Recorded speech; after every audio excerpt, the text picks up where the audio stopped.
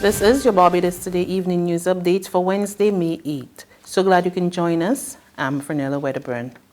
An ordinary seaman appeared in the first court-martial at the headquarters of the Barbados Defence Force today.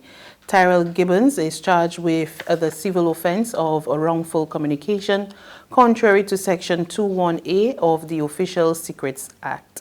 The matter, which was set to be heard over the next 2 days, has been adjourned until June 5th. That is to allow Gibbons' attorney, Larry Smith QC, to examine several procedural matters. Smith argued that his client had only received full disclosure on Monday, and therefore there was not sufficient time to give advice and instruction. Prosecutor Jamar Bourne, however, expressed concern that the delay will affect 2 other court-martials scheduled to be held this month. A caution this afternoon that households in Barbados and other neighboring countries are in danger of falling into poverty if governments fail to address growing issues. It's coming from the Director of Economics at the Caribbean Development Bank, Dr. Justin Ram, as he addressed the opening session of the 20th Sir Arthur Lewis Institute of Social and Economic Studies Conference underway at the Barbados Hilton. Speaking on the topic, obtaining economic security for the region, the transformation agenda, he raised concern that the Caribbean is not paying enough attention to economic security.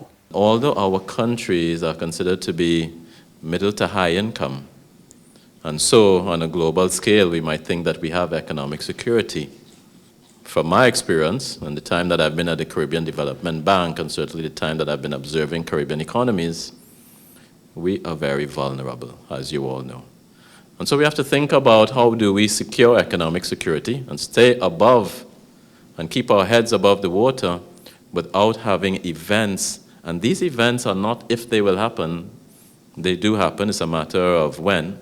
And these events are natural disasters, global economic shocks, conflict that might be closer to home. These are the things that can tip us back into where we have come from. Barbados and the rest of the region must pay attention to Brexit. Today, Attorney at Law and Chairperson of the Barbados branch of the Society of Tax and Estate Planners, Tara Frater, suggested that there will be new opportunities and challenges.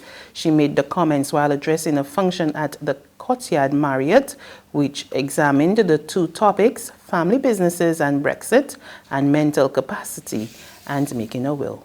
We as a jurisdiction find ourselves in very challenging economic times when we need to be identifying new opportunities, new gold mines as it were, and also looking at where our traditional relationships might be challenged or altered. And in that context, we do need to be paying attention to what's happening in the UK with Brexit and how that actually impacts our business and trading relationships, and even for persons who may operate family businesses, high net worth individuals. So we have to be staying alert and being astute as to all of the pitfalls as well as the opportunities. Energy Minister Wilfred Abram today commissioned a photovoltaic system at the St. Mark's Community Centre in St. Philip. It's all part of the Disaster Risk and Energy Management Project. Under the initiative, government is seeking to install 22 systems at community centers across the country as part of its overall plan to transition Barbados to the first green island state in the world. Abraham says it's critical that the island becomes a resilient country in the face of increasing disasters.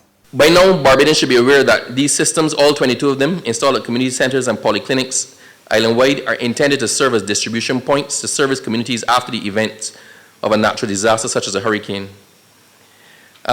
These systems are being designed to self-generate electricity and to reduce the cost of electricity, in effect to bring some community resource centers to a net zero status, whereby the PV system produces as much energy or even more energy, more electricity in the systems than the centers can utilize.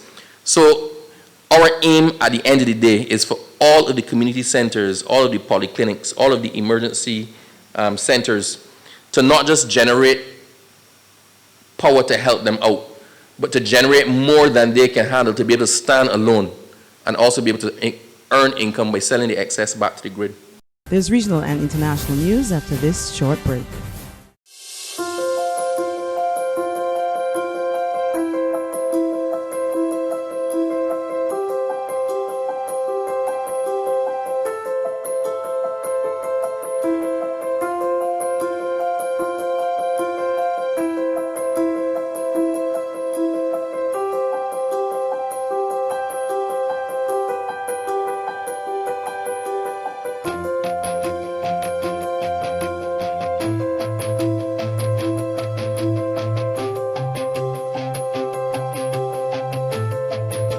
Barbados Today, news you can trust.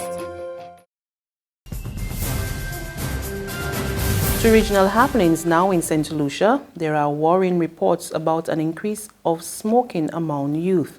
In fact, oncologist Dr. Owen Gabriel warns that there could be an epidemic in the making. More in this report from HTS News Force. The Global Youth Tobacco Survey's St. Lucia analysis paints a grim picture of tobacco use among the youth. 25% of teens aged 13 to 15 smoke, and about 10% of them do so daily. Chairman of the National Non-Communicable Diseases Commission and cancer specialist Dr. Owen Gabriel says the statistics are worrying. We believe that these numbers suggest an epidemic is in the making, and we think it needs urgent attention at all levels, meaning education, family, community, health sector.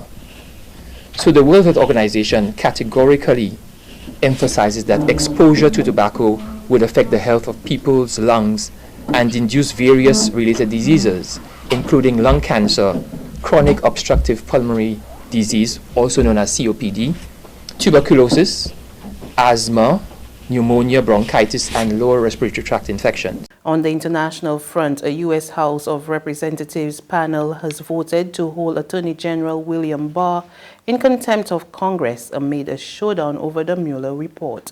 Democrats on the Judiciary Committee took the rare step after Barr refused to submit an unredacted version of the special counsel's findings. President Donald Trump has hit back by asserting executive privilege over the report, shielding it from the public. The White House and Congress accuse each other of abusing power. There was no collusion, there was no obstruction. President Donald Trump on Wednesday asserted executive privilege over special counsel Robert Mueller's report on the Russia probe and its underlying evidence, dramatically escalating a battle with Democrats in Congress. This decision represents a clear escalation in the Trump administration's blanket defiance of Congress' constitutionally mandated duties. Reporter Jan Wolf is following the story. So this is just step one. This is a blanket assertion of executive privilege. It's a doctrine that lets the executive branch, the White House, maintain the confidentiality of internal discussions. At some point, the executive branch is going to have to make a more narrow claim about which particular documents are at issue, what sort of conversations it doesn't want the public to know about, if it has any chance of holding up in court. The move was announced in a letter from the Justice Department to House Judiciary Committee Chairman Gerald Nadler, shortly before his panel voted along party lines to hold Attorney General William Barr in contempt of Congress for defying a subpoena to hand over Mueller's full unredacted report. Aye. Mr. Shabbat? No. A contempt finding is Congress saying to someone, you are not obeying our authority. And what it allows Congress to do is then go to court and get a judge to rule that someone has to comply. And that's news. But for the very latest, visit our website at www.barbadostoday.bb. You can also subscribe to our e-paper, email updates, or like us on Facebook, and sign up for our breaking news alerts via WhatsApp. We're also on ISB Media and bus terminals, as well as screenplay at supermarkets and gas stations near you. And you can also hear us on Mix 96.9 FM and Capital Media HD 99.3 FM. I'm Fernella Wedderburn. Good evening.